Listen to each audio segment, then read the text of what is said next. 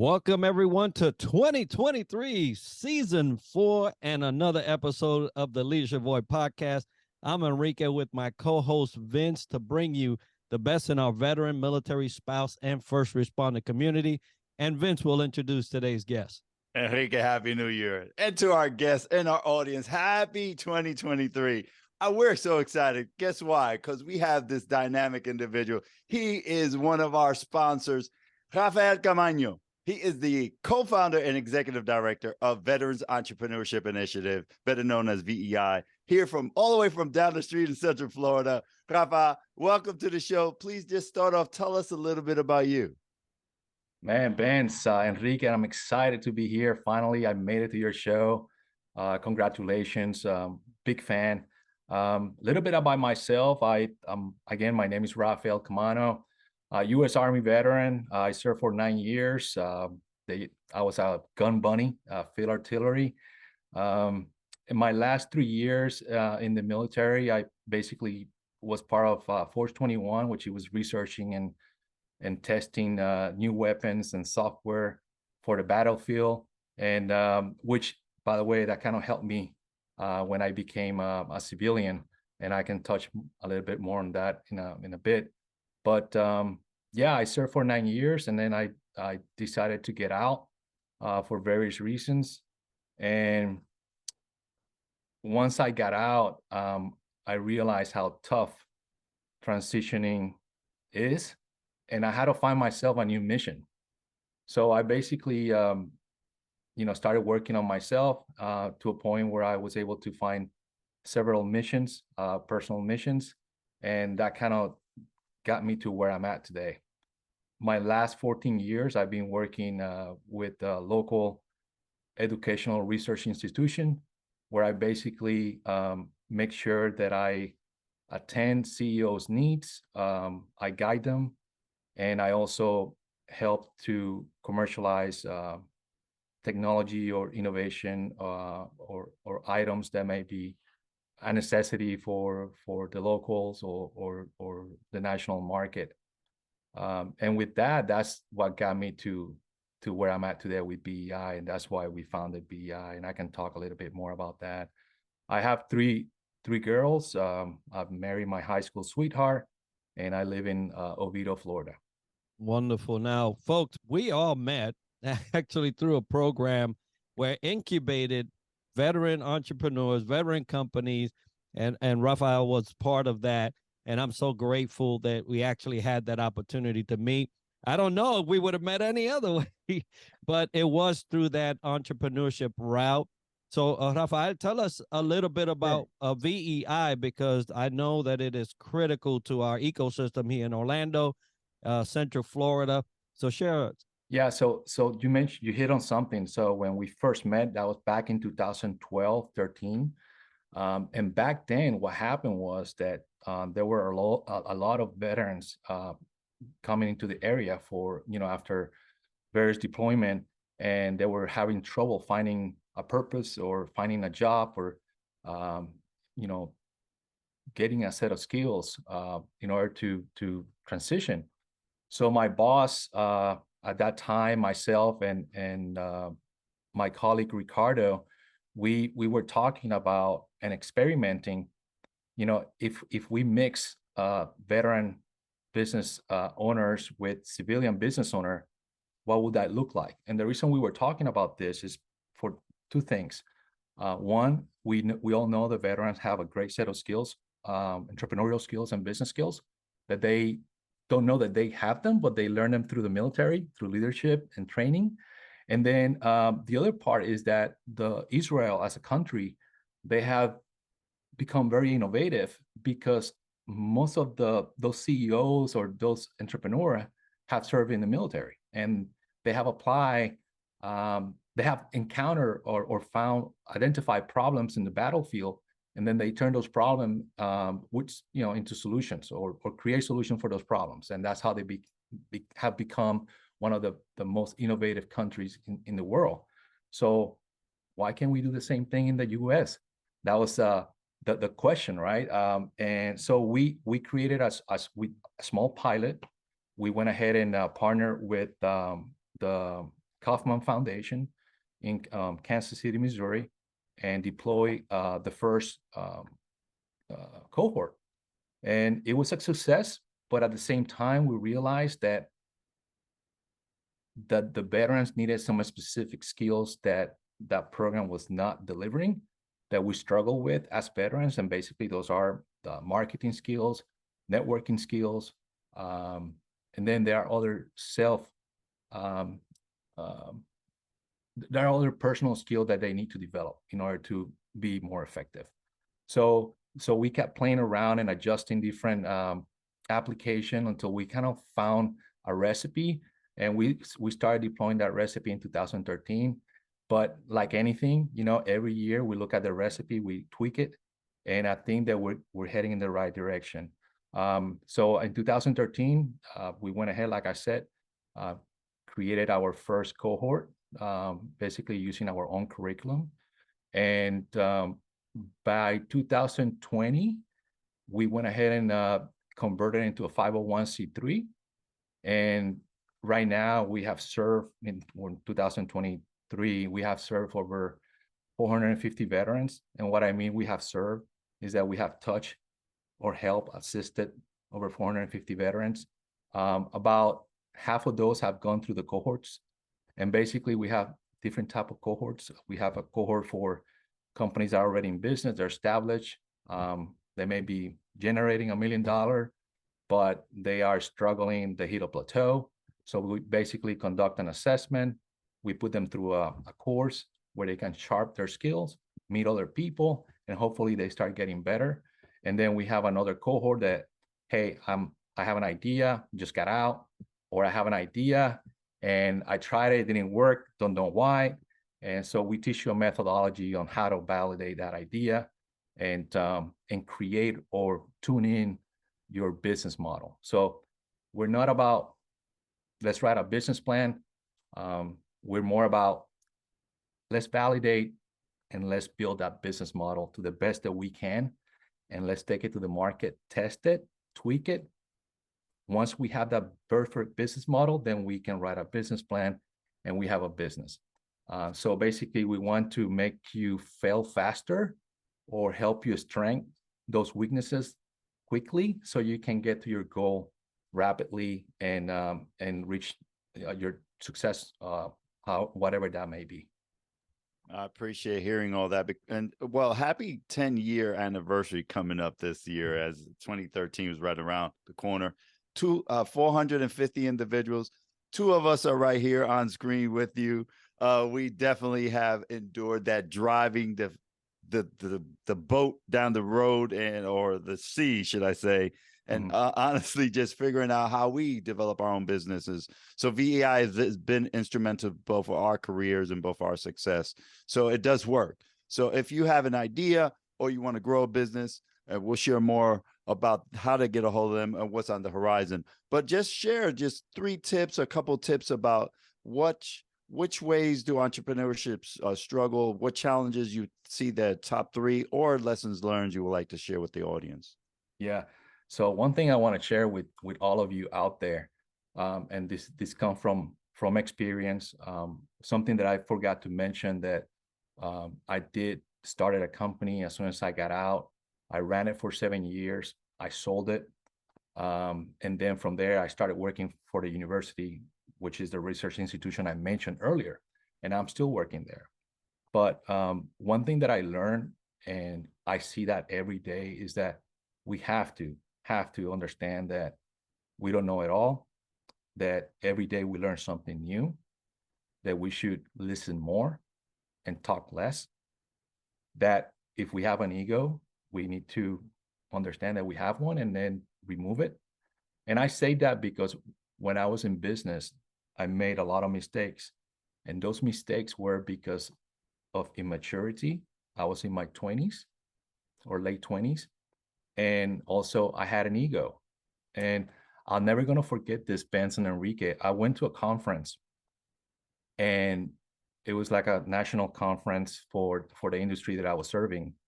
And I sat at this table, and my competition sat next to me. And the first thing out of his mouth, of the person's mouth was, when am I going to buy you out? Didn't say hi, didn't say hello, didn't introduce himself. He just said that to me. And again, I was young, I had an ego, and I took that as an insult. Now, you said that to me today. I'm like, great, let's talk, right? Because that could have been a great exit for me. But no, I took it the wrong way. And again, that was because of immaturity, ego, and I was not looking too much for assistant. And there were not much assistant here in Orlando when I started my business. This was back in 1999, 2000. So there was the only thing that they came up that they had, and it was starting, was the SBDC office. Other than that, there was nothing else. So, and then the only way I could get help was paying someone $150 an hour for consulting fees. And at that point, I had to manage cash flow. I had 7 employees that I had to take care of. So it was tough. So my point is that throughout this journey, which is business, in order for you to conduct business, you have to have the right attitude. You have to get along with people.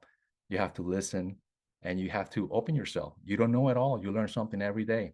And I can guarantee you that's if people out there tweak that, they're going to become successful.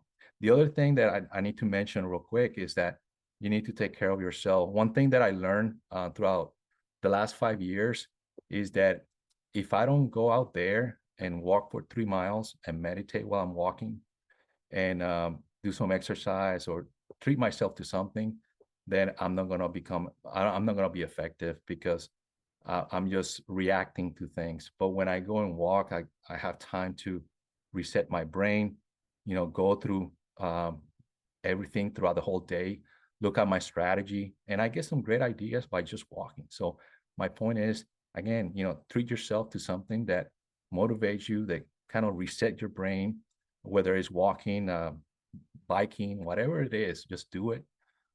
And the other thing is just listen to people, listen more and talk less.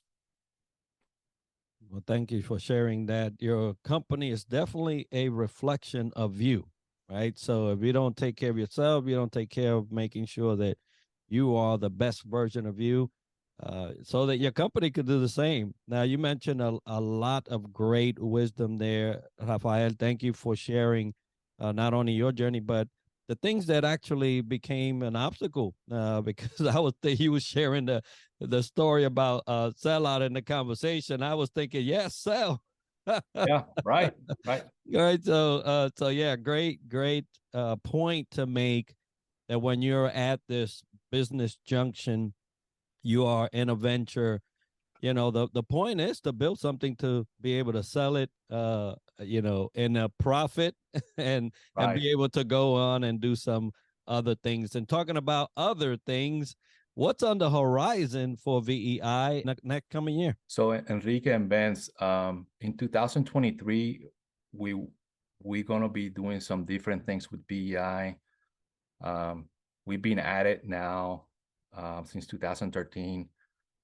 We have learned many things throughout the years, and we have to always adapt to the market and continue to improve our services and programming. So 2023 is going to be a little bit different because we're going to have 2 live events that we're aiming for. One of them is on May 11, and more to come on that, which is basically the VEI Business Summit, which the last one we did was in 2019, but due to COVID, we had to take a break there. There's a surprise coming that we're working towards the end of the year, and there's more to come on that. And the third wheel of this is, how can we engage more frequently with the business veteran business community. So we have partnered with you guys and Ben's to conduct a monthly roll call, basically, to all the VEI alumni. And the reason for it is not so much just to create something. The reality, and what I have learned, and you have probably felt a little bit of this, is that I see things as an ocean reef, and we are all living all organism in that reef, right? So basically what that means is that we depend on each other to survive. If we don't feed each other, the reef is going to die, and then there's nothing, right? And so basically, what can we do as in the veterans community for veterans to become successful so they can continue to help other veterans, right? So if we feed from each other, we're going to become stronger. And there's a purpose for that. Right after World War II in the Korean War, over 40% of our veterans, they started their own business. And a lot of great companies came from that, right? And nowadays, we're talking 4.5% only. You know, how can that be, right? Why is that happening? And it's a lot have to do with, believe it or not, lack of education when it comes to what are the opportunities. Can I do that? Yes, you can. How can I do that? Well, talk to this group, talk to that group, right?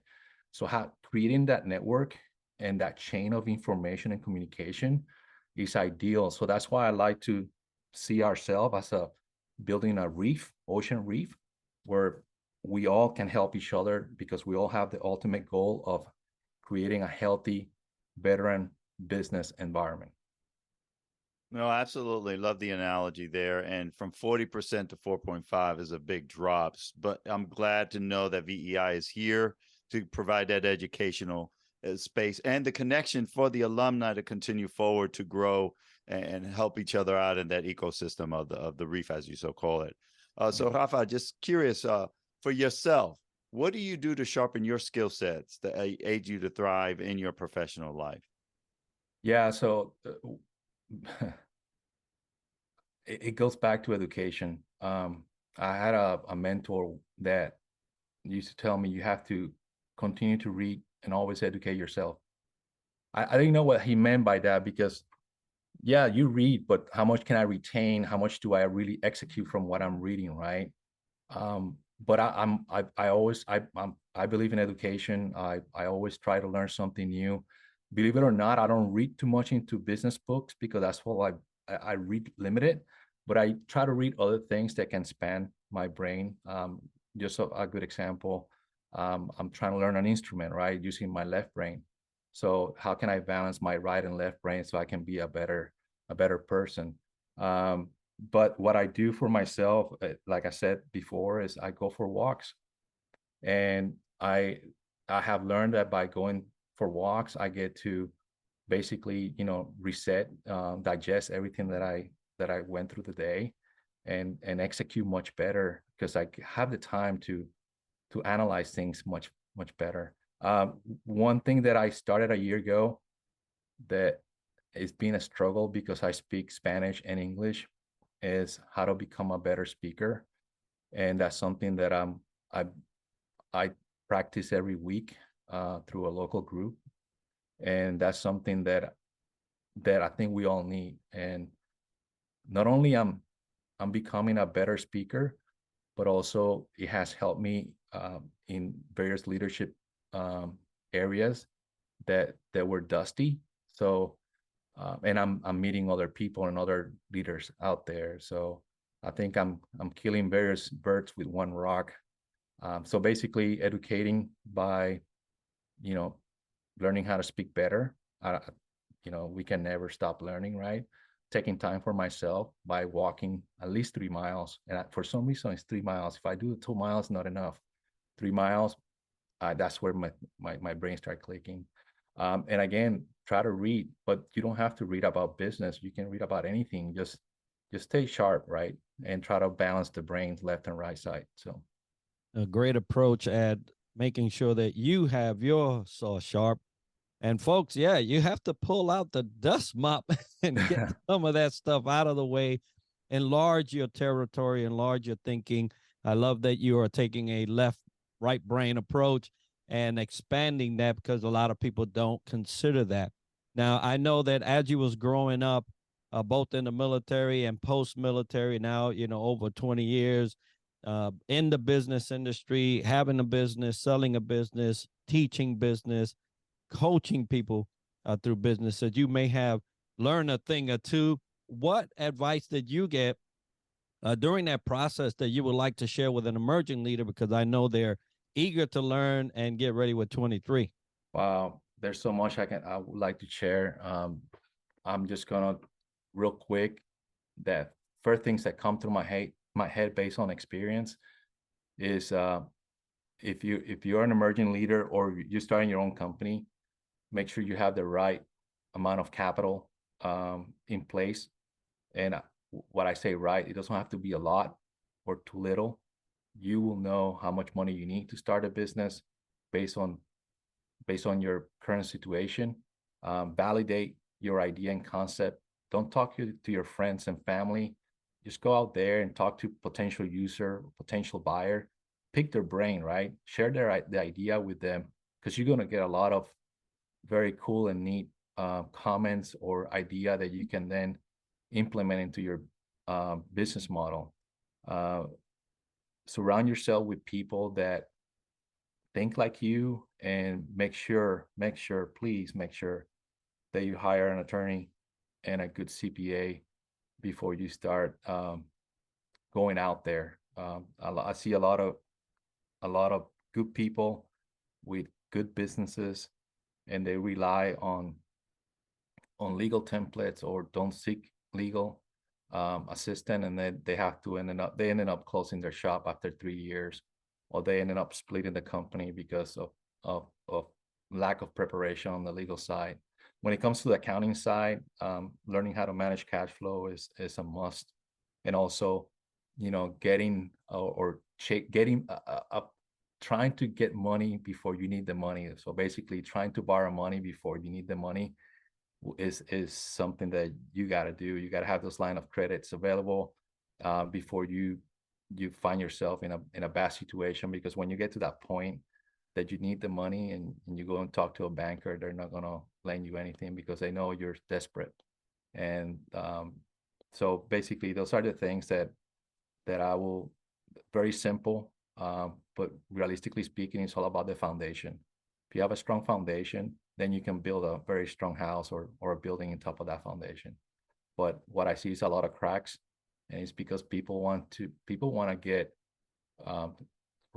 quick satisfaction by, they think is opening a business is something cool, and it's something very difficult and something serious when you create a corporation or an LLC or a C corp. That's actually, I look at it as a person. You are that's your baby, right? And you want to make sure you take it all the way to 18, so then you can retire, right? So so that's the way I look at it. I have a lot of respect for that. So what I see out there is people just opening corporation just to open a business or a corporation without little preparation, and then they get into trouble. And that's sad, because at the end of the day, you're trying to build a nest egg, right? And you're trying to do something for retirement or something that can help you sustain while you're here in this world. But by doing it the wrong way, I see a lot of failures, and that's something that we at BEI try to prevent, and that's something through our environment and community we need to try to help prevent people to. We got to encourage people to do the right thing. It's okay to download a legal template from the internet, but when you get money, make sure you take that template to a local attorney and make sure that the language is aligned with the state that you live in, right? And make sure that you can execute and use it, but those basic little hints is what I think people need to always think about that. The other thing that when it comes to the team, right, as leaders, a tool that I like to use that I've been using lately a lot, because as we're trying to grow BEI, and this happened to all of us, and I'm sure it happened to you guys. We get the shiny object syndrome, right? And we get bombarded with a lot of ideas, and that's great. But what we started doing through our meeting is, let's go over the mission statement and the vision, and making sure that all that is aligning, all those ideas are aligning with the vision and the mission. If they're not aligning, then we're just going to park those ideas to the side and then move and work on those ideas that align with our mission and vision. So those are things, techniques that I have. I mean, they're always there. You read about them, but lately we have found ourselves in a position where it comes up almost every month. Me asking my colleagues, how is that aligning with our mission? And sometime I don't see it, sometimes they see it, and that's when cool things come out of that conversation, right? No, absolutely. You all just gave us Rafael, gave us a snippet and given the audience a snippet of what build that foundation, have that capital, make sure you have that accountant, that CPA, and a couple other great opportunities for you to continue to grow and if you fail, definitely learn from that failure and grow fast from it. But that's great advice. And folks listening in, we're going to share at the end a little bit more how to get a hold of VEI and the great things that you can do to be part of that cohort going forward to start that business or to grow it. But before that, Rafa, share with us either from the Army or from that entrepreneurship experience you had. What was your most memorable leadership aha moment during those times? Wow. So that's a very difficult question because it all depends how you look at leadership, right? And I think to me that changed as I'm aging. So when I was a young NCO in the Army, it was all about, getting the mission accomplished. Didn't care how, but we used to get, we had to get that mission accomplished. And you were a little bull taking anything or everything on your way there to make it happen. As I got older, as I became more educated, as I became a civilian, I started realizing that leadership is not all about completing a mission. Leadership is about, helping other people achieve their goals in life or their goals within the business or the organization. I have learned to give more and to receive less. I have become a better leader by just, like I said before, listening more.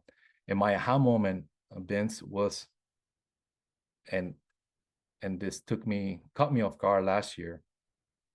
It has happened before, but last year it caught me off guard when you hear your subordinates talking to you or talking about you in a certain way. I didn't know I had such an impact on this lady's personal life because by my action, I was able to help her situation at home, and she was able to accomplish other things in life. And regardless, I was always supported to her. And so I try to live my life, and I try to, with my team, it's all about what are your needs? Let's take care of your needs first. And then we will think about the mission, because if you don't have your head, or if you're not in the right mindset, you're not going to help me at all, right? You're going to be thinking about your problems at home, or things that you have pending. I want you to come to work with a clear mindset. So anyway, those are little things that I have learned, and through that, my aha moment is when actual employees validate that you are helping them, and at the same time you accomplish your missions. So it's beautiful, right? So the old me versus the new me is, I'm listening more. I'm trying to take care of my people before the mission, because if they're not in the right state of mind, they're not going to accomplish the mission. Versus when I was young, hey, I didn't care about you. You do it or get out of my way, right? And that's not good. I mean, you're accomplishing the mission, but at the same time, you need followers, and you need people to support you all the way, because things change, right? And in business, there's a lot of variables, and it's hard to target and manage. I mean, people build SWOT analysis all the time, and they take assessments all the time. But the funny part about those exercises, which are great, and I use them all the time, is that they're never going to be 100%, because there's so much changes, right, that are happening in front of us. Whether it's technology or the government or regulation, things change all the time. So you have to be up on your feet, right? So my point is that you need teams and you need people, because you cannot do it by yourself. And so you got to take care of your people. Well, it has been said that mission first, people always. There And you go. I tell you that it's a wonderful thing as a leader to see and realize and even hear at times how your actions have impacted your folks in a positive way. Lord forbid a negative way, right? But in that last 10 years that you've been doing, VEI in one way or another, in one shape or another, you have undoubtedly uh, faced challenges, faced change. In business, we know that change is constant. In life, we should know that change is constant, but sometimes we negate that. But what certain strategies have you used with your team during that time to deal with change and challenges? Wow. That's a tough one because you don't know the changes or challenges that are coming towards you. But one thing that I think I've been able to indirectly build into our culture, organizational culture, is, listening and having that level of respect that when we're at the table, it's okay to challenge is not the right word, but it's okay to speak your mind, because that's better. And this is something that I struggle with, and I still struggle with, even though I've been out of the military for a while. When you're in the military, you take a lot of orders, right? And you execute. So when you become a civilian, you tend to do the same thing, and you tend to think or execute with a hierarchy or structure that is no longer there, or is no longer necessary, because depending on where you work at, um, everybody needs input, right? So your leaders need input. So it's okay to speak your mind. It's okay to make, as long as you do it respectfully, right? So that's something that I've been able to create within our organization at BEI, is that we all have the intellectual property or the mental capacity to help the mission, and we are all valuable, and it's okay to have disagreements. Just make sure that you explain yourself. Why are you disagreeing, or explain your idea in a way that we can all understand it. But my point is that we have created a culture where everybody have a way to input their ideas, concerns, or challenges, and by us clearing that out, then we are able to move forward and tackle those changes. Now, once that meeting is over, everything is cool, right? I mean, we still a tight group and team, but we really respect people's ideas and comments and input when we're sitting at the table, because I think we're all in the same mindset of getting to completing the mission at some point if we can, and also sticking to the vision of our organization, which is to be basically a national destination for veteran business in the U.S. And indeed, I'm looking forward to seeing that occur in the next coming years nationally. And have that right mindset, folks. As Rafael mentioned, people always, Enrique mentioned that, mission first, but always listen is one great key, because challenges come, and sometimes we don't know when they're coming from. But being that great mindset, great strategies, great advice, Rafa. So folks want to know more about VEI, how to get a hold of you. How do people go about doing so? Yeah, good question. So first of all, to learn more about BEI, I encourage everyone to go to our website, which is thebei.org or www.bei.center. I also would like to encourage people to follow us on LinkedIn or Facebook, so that you can get the latest and greatest, as that gets updated much faster than our website. If you go to those platforms, you can find my email and phone number. But my email is Rafael, Rafael, at vei.center, Victor Echo India.center. We'll do our best to respond to you as quickly as we can, and we're here to serve you. We have cohorts in place. Once you go through our cohorts, we can start meeting with one-on-one with all of you. So I encourage people and veterans out there to give us a shot. At the end of the day, you're getting education, you're connecting with new people, you're building your network, and it doesn't cost you a dime. So basically, it's a win-win for you guys. But again, I'm trying to build an ocean reef where veteran business have the right environment to be successful. And we need to increase the number of veteran-owned business companies in the U.S. for many reasons. And one of the main reasons is because we are better business owners than our civilian counterpart.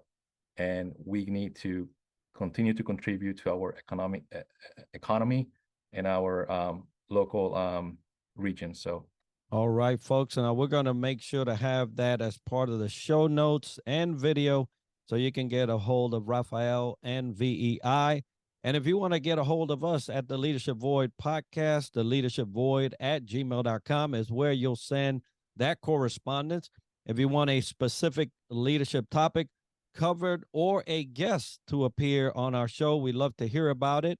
But it's been great to have Rafael with us. Yeah, absolutely. And I just wanted to also say, May 11th is coming around the corner, folks. So please put it on your calendar. Get with VEI to learn more about that wonderful event and talk about developing an ecosystem. We have 2 sponsors that are honestly, graciously has helped us, and they worked in tangent together. VEI, Florida Association of Veteran-Owned Businesses.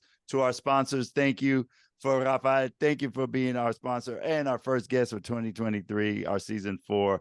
Have a great day and the great future ahead of you. Thank you. Thank you. And thank you for the opportunity, and congratulations on your show. Again, you guys are making a difference. You're staying relevant, and you found your mission. And I hope that we can multiply this by 1,000 more veterans, right? And we be a better community. And we need to be a better community in order for us to have a better country. So thank you so much for this opportunity. I appreciate it.